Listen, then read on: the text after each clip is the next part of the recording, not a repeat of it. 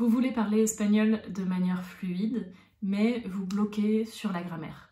Vous aimeriez vous exprimer, mais vous avez besoin de faire la phrase dans votre tête avant de pouvoir la produire et ça vous ralentit dans votre expression. Vous réfléchissez beaucoup avant de parler, vous avez peur de faire des erreurs et tout ça, ça vous frustre.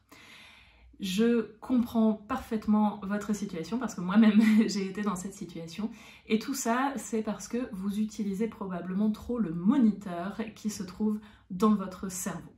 Dans la vidéo d'aujourd'hui, je vais vous expliquer ce que c'est que le moniteur, quels problèmes ça peut poser et je vais vous donner 5 conseils concrets pour moins utiliser votre moniteur et parler avec plus de fluidité et restez jusqu'à la fin de la vidéo parce que je vais vous donner également un petit bonus. Hola, ¿qué tal? Je m'appelle Florence, je suis enseignante d'espagnol pour francophones qui vivent en Espagne ou qui souhaitent s'installer en Espagne et qui veulent vivre leur vie en espagnol, pouvoir communiquer en espagnol librement et sans frustration. Dans la vidéo d'aujourd'hui, je veux vous parler du moniteur. Le moniteur, ça a été théorisé par un linguiste américain qui s'appelle Stephen Krashen, qui est à l'origine de la théorie de l'acquisition des langues. Donc moi, c'est l'approche que j'utilise pour enseigner l'espagnol. Et pour lui, le moniteur, c'est cette partie de notre cerveau qui est consciente des règles de grammaire, de conjugaison, qui a appris la langue. Et c'est cette partie de notre cerveau qui peut nous ralentir quand on veut s'exprimer en espagnol. Vous avez peut-être déjà fait cette expérience quand vous souhaitez dire quelque chose en espagnol, vous n'êtes pas trop sûr de vous, il y a une petite voix dans votre tête qui vous dit « Attention, là je crois que c'est pas bien conjugué ton verbe, attention là... c'est pas masculin, c'est féminin, fais gaffe, là t'as pas bien prononcé. » Il y a une petite partie de notre cerveau qui mouline pendant que nous on essaye de s'exprimer et qui nous ralentit. Je vous comprends parfaitement parce que moi c'est ça qui m'est arrivé quand je suis allée m'installer en Espagne. J'ai appris l'espagnol de manière tout à fait classique au collège, au lycée, puis après à l'université. Et quand je suis arrivée en Espagne, j'avais besoin de faire les phrases dans ma tête avant de réussir à les prononcer. Et je doutais beaucoup, donc je commençais la phrase et puis je bégayais un peu, je savais pas trop, je disais un truc, mais j'étais pas très sûre. Ce qui faisait que pour la personne en face, ça devait être un peu compliqué de me comprendre, et puis pour moi c'était frustrant, et puis c'était fatigant, parce que mon cerveau il était un peu en surchauffe. Et en fait ça c'est parce que j'utilisais trop mon moniteur, parce que j'avais appris l'espagnol consciemment, j'avais appris des conjugaisons par cœur, j'avais appris des règles de grammaire par cœur, et du coup la partie où tout ça s'est stocké, c'est le moniteur, et il se réveillait à chaque fois que je parlais pour me dire attention, attention, attention, t'es pas en train de dire les choses absolument correctement et t'es en train de faire des fautes et ça va pas du tout. Le moniteur, on n'est pas tous égaux face au moniteur en fait, il y a des personnes qui vont beaucoup l'utiliser, comme moi c'était mon cas et comme c'est peut-être votre cas, et du coup ça entrave la communication parce qu'on va pas réussir à parler de manière fluide. Il y a des personnes qui vont presque pas l'utiliser, donc je sais pas si vous avez déjà entendu des gens qui parlent et elles s'en fichent complètement si elles font des erreurs ou pas, si elles conjuguent bien ou pas, si elles prononcent bien ou pas, et ça, d'un côté ça produit quelque chose qui est fluide parce que la personne ne s'arrête pas, mais le problème c'est que si il y a des erreurs vraiment gênantes, la personne en face ne va pas comprendre non plus, donc il ne va pas y avoir une communication efficace.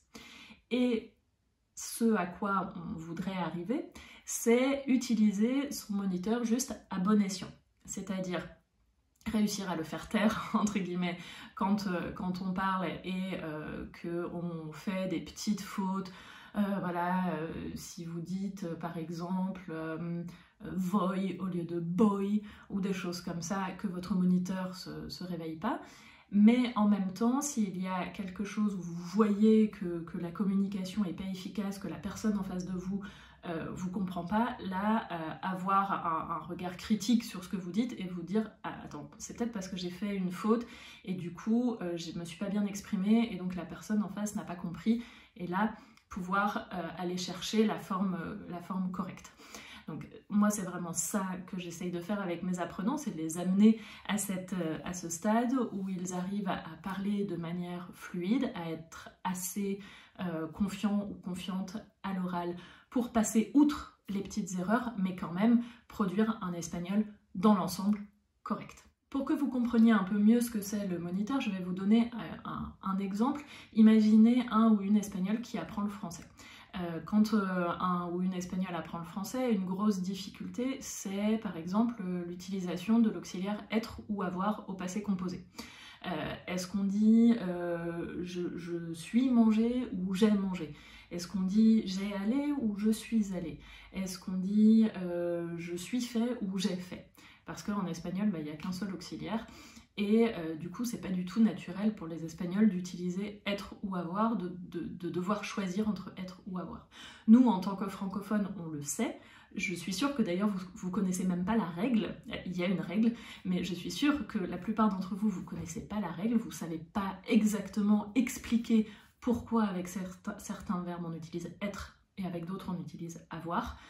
Ça, c'est parce qu'on a acquis notre langue quand on était tout petit, qu'on l'a acquise naturellement, que les adultes autour de nous, quand on disait « j'ai tombé », nous corrigeaient en disant « non, je suis tombé », mais à aucun moment un adulte nous a assis sur le canapé dans le salon en disant « alors aujourd'hui on va voir les verbes qui s'utilisent avec l'auxiliaire être, demain on verra les verbes qui s'utilisent avec l'auxiliaire avoir ». Non, on les a juste utilisés correctement et on a juste écouté les adultes autour de nous les utiliser correctement, et c'est comme ça qu'on a acquis l'utilisation de l'auxiliaire être ou avoir. Pour un ou une espagnole qui a appris la règle, c'est beaucoup plus difficile parce que du coup, imaginez que cette personne, c'est un collègue ou une collègue de travail, vous lui demandez qu'est-ce que tu as fait ce week-end, et elle va vouloir vous dire qu'elle est allée au ciné, qu'elle a vu un film qu'elle a bien aimé. Elle va commencer à parler et cette personne va vous dire ce week-end, je suis allée... non, attends, j'ai allé... Non, j'avais... Non, attends, je suis allée au ciné. Oui, je suis allée au ciné et je suis vu un film. Non, j'ai vu un film. Qu'est-ce qui va se passer? Si elle hésite beaucoup et elle ne sait pas et elle fait beaucoup appel à son moniteur, la communication, elle va être interrompue. Vous allez mettre 5 minutes à savoir que cette personne est allée au ciné, a vu un film et elle a bien aimé. Si elle utilise moins son moniteur, elle va vous dire « j'ai allé au ciné, j'ai vu un film et j'ai bien aimé ». Ok, elle a fait une faute sur le premier auxiliaire, mais est-ce que la communication a été interrompue pour autant? Non, vous avez bien compris la situation, vous avez bien compris que cette personne s'est rendue au cinéma, a vu ce film et l'a bien aimé. Maintenant, comment faire pour moins utiliser son moniteur quand vous parlez espagnol? Donc, si vous êtes débutant, déjà, mon conseil, c'est laisser tomber l'apprentissage par cœur de la grammaire, de la conjugaison, etc. et concentrez-vous sur l'acquisition de la langue. Vous avez plein de vidéos sur ma chaîne qui concernent cette approche et vraiment concentrez-vous là-dessus. Si vous avez un niveau intermédiaire et que vous avez déjà appris l'espagnol, que vous avez appris des conjugaisons, des règles de grammaire, etc., je vais quand même vous donner 5 conseils concrets que vous allez pouvoir mettre en œuvre dès maintenant. Déjà, ça c'est quelque chose que je vous ai déjà dit, mais il faut prioriser la communication sur la perfection. Donc, ça veut dire qu'il ne faut pas avoir peur de faire des erreurs, comme je vous disais tout à l'heure. Si ce sont des petites erreurs, c'est pas grave, on va vous comprendre, il ne faut pas que vous soyez bloqué par le perfectionnisme. Ça, je compatis, hein, je comprends vraiment parce que moi c'est quelque chose que je faisais beaucoup en espagnol. Depuis quelque temps j'apprends le portugais et je le fais plus du tout. Je parle, parfois il y a des choses, ouais, je me rends compte que je les dis pas parfaitement, ou je me dis ah tiens là j'ai pas tout à fait bien prononcé. Si la personne en face de moi comprend, c'est pas grave, je continue à parler. Si je vois que là par contre la personne m'a pas comprise, bon là je vais reformuler ou je vais demander, je vais dire attends ça, est-ce que je l'ai bien dit, est-ce que voilà. Mais sinon vraiment c'est essayer de se débarrasser de sa peur de faire des erreurs et privilégier la communication sur quelque chose de parfait. Un deuxième conseil, c'est s'entraîner à parler en continu sans s'arrêter. Donc ça peut être stressant si vous êtes dans la vraie vie et que vous parlez avec un vrai espagnol ou une vraie espagnole en face de vous, mais vous pouvez vous entraîner tout seul. Vous pouvez, je sais pas, choisir un sujet, par exemple, racontez-vous votre week-end et vous vous obligez tout seul ou toute seule à parler en espagnol, à raconter votre week-end en espagnol sans vous arrêter, sans penser à est-ce que c'est correct, est-ce que c'est pas correct, et vous allez prioriser la fluidité. Vous pouvez vous enregistrer et ensuite réécouter l'enregistrement pour voir ce que vous avez dit et puis le cas échéant peut-être vous dire ah bah tiens ça j'aurais dû le dire comme ci ou comme ça, mais le but c'est vraiment d'habituer votre cerveau à produire de l'espagnol de manière fluide sans vous arrêter pour tout analyser. Un troisième conseil, ça va être de limiter votre temps de réflexion. Si dans l'exercice précédent vous hésitez et vous vous dites je sais pas comment on dit ça, est-ce que c'est soy, est-ce que c'est estoy, donnez-vous 3 secondes, et si au bout de 3 secondes vous n'êtes toujours pas sûr, vous dites le premier truc qui vous passe par la tête. Donc si par exemple vous êtes en train de parler de votre week-end et vous voulez dire fouille al ciné, je suis allée au ciné, et vous savez plus si c'est fouille ou si c'est fouet, au bout de 3 secondes, vous dites le mot qui sort. Si c'est fouet, bah c'est fouet. Tant pis, c'était pas la bonne personne. Vous réécouterez l'enregistrement, vous vous direz ah non, ça c'était pas la bonne personne, ou vous allez chercher la correction, et voilà. Mais au moins vous avez habitué votre cerveau à pas rester bloqué sur un point et sur quelque chose qui vous pose problème et qui du coup coupe votre phrase et vous empêche de donner l'information complète à votre interlocuteur. Bon, dans le cas de cet exercice, si vous faites un monologue, il n'y a pas d'interlocuteur, mais ça vous servira ensuite dans une communication réelle. Un quatrième conseil, c'est de faire des phrases courtes, d'aller au plus simple. J'ai souvent des apprenants qui ont un bon niveau de français, enfin je veux dire qui parlent le français étant leur langue maternelle, qui le parlent très bien, qui le parlent avec des mots assez recherchés, qui font des phrases complexes en français parce que voilà, ils ont un niveau de culture assez haut, et du coup c'est des personnes qui s'expriment très bien en français, qui du coup essayent de faire la même chose en espagnol. Sauf que bien évidemment quand vous apprenez une langue, vous ne pouvez pas atteindre ce niveau tout de suite. Donc vraiment essayez de simplifier, essayez d'aller au plus efficace, de faire les phrases les plus courtes possibles, et si vous ne savez pas comment dire un mot par exemple, essayez de trouver un synonyme plus simple, et assez souvent vous allez trouver un mot qui ressemble en espagnol. Par exemple, récemment en cours, j'ai une apprenante qui voulait dire « je me suis rendue à tel endroit ». Et elle me demande comment ça dit, c'est « je me suis rendue ». Et je lui ai dit « comment est-ce que tu peux simplifier? Cherche un synonyme. » Bon bah, je suis allée. Ok. Et tu sais dire je suis allée? Oui, fouille. Et ben voilà. Ok, t'as pas dit je me suis rendue, mais t'as dit je suis allée. C'est mieux d'avoir trouvé une façon plus simple de dire cette chose-là, une façon plus simple mais que tu connais déjà, que une façon plus compliquée que tu connais pas, et du coup bah, ça va bloquer ta phrase. Donc ça ne vous empêche pas d'enrichir votre vocabulaire, par exemple par la lecture et par l'écoute, et de noter des mots qui sont un peu plus recherchés et d'essayer de les réutiliser.